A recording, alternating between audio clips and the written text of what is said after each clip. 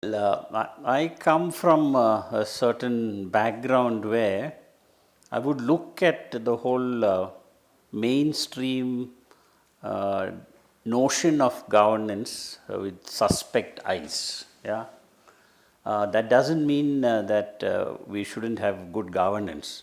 There is no doubt that we need good governance, but I think people approach the question of governance from different points of view. And I'm afraid that the mainstream point of view is very top heavy.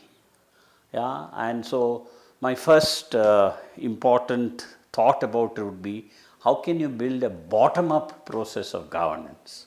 And I think once that difference is understood and captured, it will make a huge difference to governance. I am a law person, so I must say that India is one of those countries in which we have the maximum amount of legislation.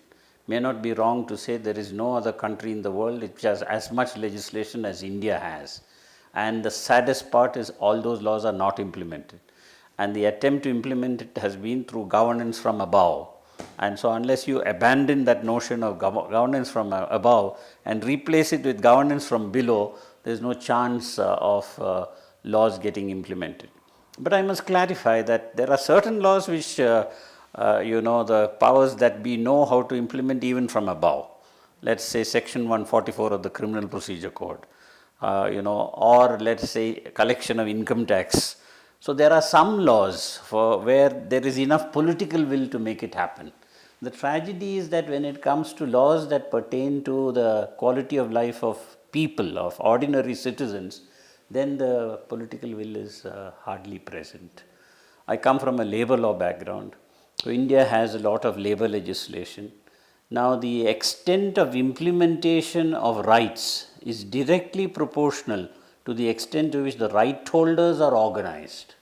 So if it is in relation to the organized sector, labor laws are implemented more than 100%. But if it comes to the unorganized sector where they don't have a trade union, not one piece of labor legislation is implemented. How come the same labor legislation can be fully implemented in one place and not implemented in another place?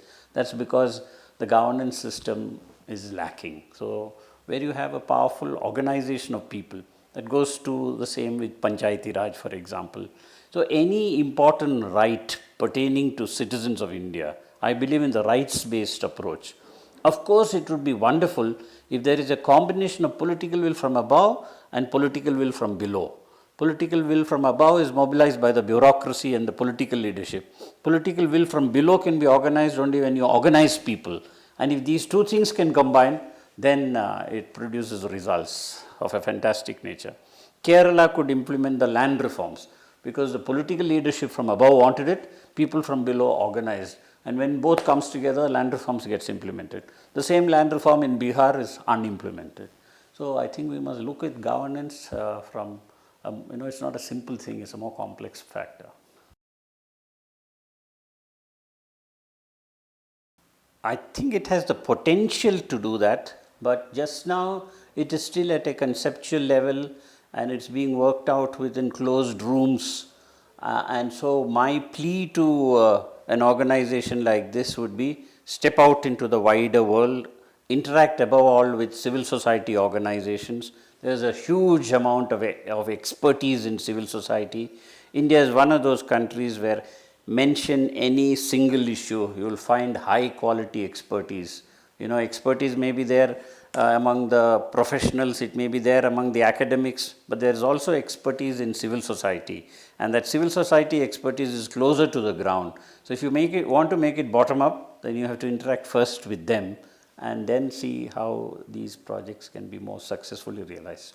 Yeah, I think this divide, so to say, between some parts of India and the other parts of India, I think one great advantage in the South has been that it has addressed many more fundamental issues of society.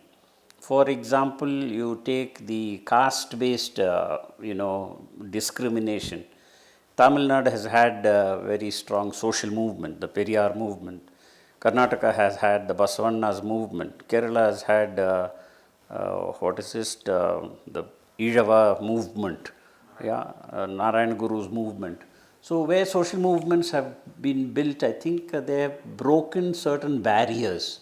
And if in addition to that, they've also been able to address the land question, then I think there's been a greater democratization. And where there is greater democratization, then the ability to introduce changes becomes easier. So then if you have a good bureaucracy and it's combined with this democratic thing, I think that is one factor which explains why implementation of schemes, programs, etc. is more successful. I think that, and when you talk of bad governance, it's not only of individuals, it is also about the system. It's, is the caste hierarchy very strong in that place? So if there is a power structure which is unfriendly, then it's more difficult for governance to make a breakthrough in that context.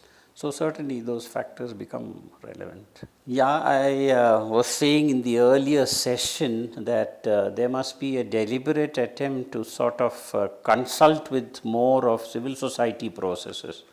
And I think that must happen at a sectoral level. Maybe in relation to those who work on child rights, maybe in relation to those who work on environment, those who work on the right to food.